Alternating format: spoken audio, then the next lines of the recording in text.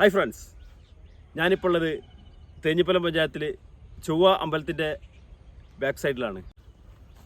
നമ്മൾ വീണ്ടും സന്തോഷേട്ടൻ്റെ അടുത്ത് വന്നിട്ടുണ്ട്. ഇന്ന് വേറെ ഒരു കൃഷി രീതിയുമായിട്ടാണ് വന്നത്. കപ്പ എങ്ങനെ നടാം. ഏകദേശം 250ഓളം കപ്പ കൃഷിയാണ് ഇവിടെ ഇപ്പോൾ നമ്മൾ നടുന്നത്. ഇതിൻ്റെ വിവരണത്തിലേക്കാണ് നമ്മൾ പോകുന്നത്.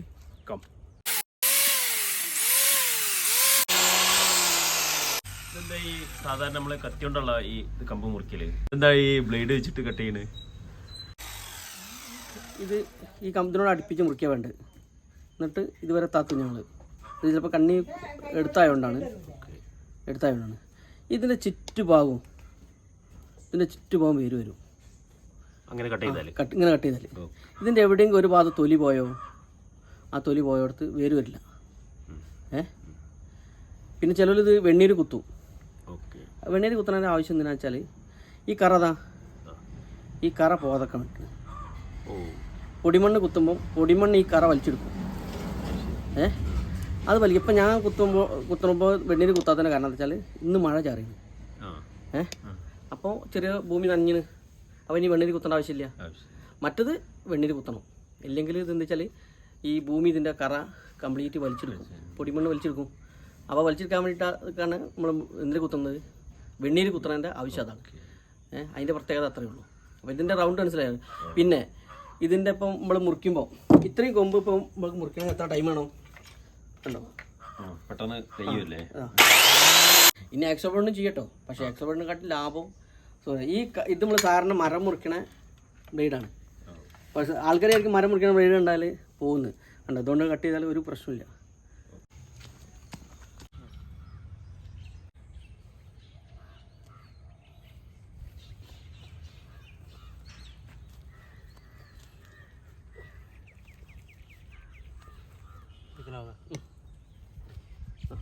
കുറച്ച് 2 അടി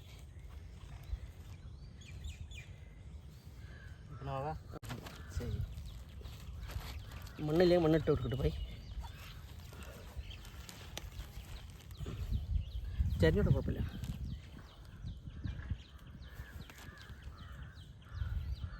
ചണ്ടി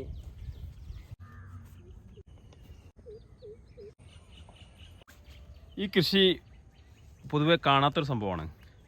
മൾട്ടി ഷീറ്റൊക്കെ വിരിച്ചിട്ടുള്ള. അതെ അതെ അതെ. എക്സ്പെൻസീവ് അല്ലേ ഇത്?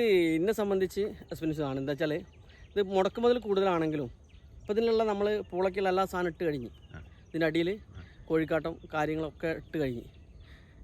ഇത് നമുക്ക് എന്താ വെച്ചാൽ പുല്ല് അറിയില്ല. ഇതിനടുത്തേക്ക് ഇനി കൈക്കോട്ടായിട്ട് വരുന്ന പരിപാടിയില്ല. നമ്മൾ പണിക്കൂലിയാണല്ലോ കൂടുതൽ. ഞാൻ അത് 3ാമത്തെ വർഷമാണ് ചെയ്യുന്നത്. ഫസ്റ്റ് പ്രാവശ്യം ചെയ്ത് പിന്നെ ഇത് 3ാമത്തെ വർഷമാണ്. എനിക്ക് നഷ്ടമായിട്ട് തോന്നുന്നില്ല.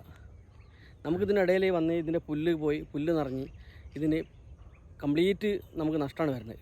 ഇത് പിന്നെ പണിക്കാർക്ക് തന്നെ 900 രൂപ കൂലിയാണ്. അങ്ങനെ വെച്ച് നോക്കുമ്പോൾ ഇത് ലാഭമാണ്. ഇത് ഷീറ്റിന് പറഞ്ഞാൽ മീറ്ററിന് 7 രൂപ വരുന്നുള്ളൂ. നമുക്കിത് ലാഭകരമായിട്ടാണ് എനിക്ക് ഇതുവരെ തോന്നിയിട്ടുള്ളത്. രണ്ടാമത്തെ കാര്യം എന്താ വെച്ചാൽ നമുക്ക് പറിക്കുമ്പോൾ വളരെ എളുപ്പമാണ്. നമ്മൾ പറിക്കുമ്പോൾ ഇത് മണ്ണ് ടൈറ്റ് ആവുന്നില്ലല്ലോ. മഴത്തുള്ളിൻ്റെ പവർ ഭയങ്കര, മണ്ണ് ഭയങ്കര ടൈറ്റ് ആവും. പക്ഷെ ഇത് ടൈറ്റ് ആവില്ല. ഷീറ്റ് മില്ലായതുകൊണ്ട് നമുക്ക് പറിക്കാൻ നല്ല സുഖമാണ്. അപ്പം ഇതിന് ഉള്ളിൽ നല്ല പോതുള്ളതുകൊണ്ട് കിഴങ്ങ് നല്ല നീളം ഉണ്ടാവും. അങ്ങനെയുണ്ട്.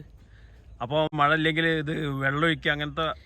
ഇതിപ്പോൾ ഞങ്ങൾ കുത്തുമ്പോൾ ഇനി 6 മാസം എന്ന് പറഞ്ഞാൽ മഴയാണല്ലോ. അതെ. ഈ സീസണിൽ പറ്റുള്ളൂ. എല്ലാവരും അടി കൂടെ പൈപ്പ് ഇടണം. പൈപ്പ് ഇടാത്തതിൻ്റെ കാരണം എന്താ വെച്ചാൽ നമുക്ക് ഇനി മഴയാണ് വരുന്നത്.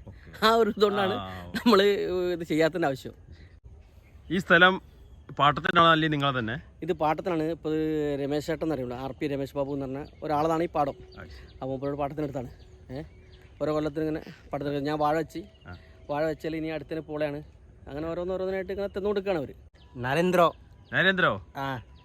ഒറീസ. നമ്മൾ 2 വർഷമായിട്ട് ഇവിടെ ഉണ്ട്. ഇതിപ്പോൾ ഏത് മാസത്തേക്കാണ് പറിക്കാനാവുക? ഇത് നമ്മളെ ഉദ്ദേശം നമ്മളെ വൃശ്ചികത്തിൽ നല്ലൊരു സമയമാണ് കപ്പ പറിക്കേണ്ടത്. വില അത്യാവശ്യം ഉണ്ടാവും ചെയ്യും, ഇടിയില്ല. അങ്ങനത്തെ ഒരു സമയത്തേക്കാണ് ഇതുണ്ടാക്കുന്നത്. വൃശ്ചിക മാസം പറിക്കുക എന്നുള്ള സംവിധാനത്തിലേക്കാണ് ഇത് ഞാൻ ചെയ്യുന്നത്. ഇതിന് വളങ്ങളായിട്ടൊക്കെ എന്തൊക്കെയാണ്? ഇതിന് വളം ഇപ്പം കോഴിക്കാട്ടം ചെയ്ത് കോഴിക്കാട്ടൊക്കെ അടിയിലിട്ട് പോയി, വിട്ടുപോയി. ഇതിനടിയിലിട്ട് പോയി. ഇനി നമ്മൾ എന്ത് ചെയ്യാറോ 13.045 പറഞ്ഞ വളമുണ്ട്. പൊട്ടാഷ്, യൂറിയ, രാജപോസ് മിക്സിംഗ് ഉള്ള സാധനമാണ്. അത് നമ്മളൊന്ന് സ്പ്രേ ചെയ്യും. പിന്നെ ലാസ്റ്റിലേക്ക് ഒന്ന് 0.45 ഒന്ന് സ്പ്രേ ചെയ്യും. ഇതൊക്കെ ഭയങ്കര എക്സ്പെൻസീവ് ആണോ? അല്ല, അതൊക്കെ നമുക്ക് സ്പ്രേ ആയതുകൊണ്ട് ചിലവ് കുറവാണ്. മറ്റേ വളത്തിനെക്കാട്ടി നമുക്ക് കുറവാണ്. ഇനി നമ്മൾ ഒക്കെ പുതിയ തലമുറ അതിലേക്ക് വരുമ്പോൾ ഇതൊക്കെയാണ് ചെയ്യുക, സ്പ്രേയും കാര്യങ്ങളും. നമ്മൾ സ്പ്രേ ചെയ്യണമെന്ന് വെച്ചാൽ ഇലയിലേക്ക് മുരട്ടിട്ട് കഴിഞ്ഞാൽ അത് വലിച്ച് ഇലയിൽ എത്തിയിട്ട് ഇലയിൽ നിന്ന് ആണല്ലോ അത് പോകുന്നത്. അപ്പോൾ നമ്മൾ ഇലയ്ക്ക് കൊടുത്തു കഴിഞ്ഞാൽ ഇല വലിച്ചെടുക്കും ഈ സാധനം. അപ്പോൾ അങ്ങനെയുള്ളൊരു സംവിധാനത്തിലാണ് ഇപ്പോൾ കാലഘട്ടം മാറിയില്ലേ. അപ്പോൾ നമ്മൾ കൃഷിയിലേക്ക് മാറണം. ടെക്നോളജി ഉപയോഗിച്ച് ചെയ്യാഞ്ഞാൽ ഇനിയുള്ള കാലത്ത് പിടിച്ചിക്കാൻ കഴിയില്ല.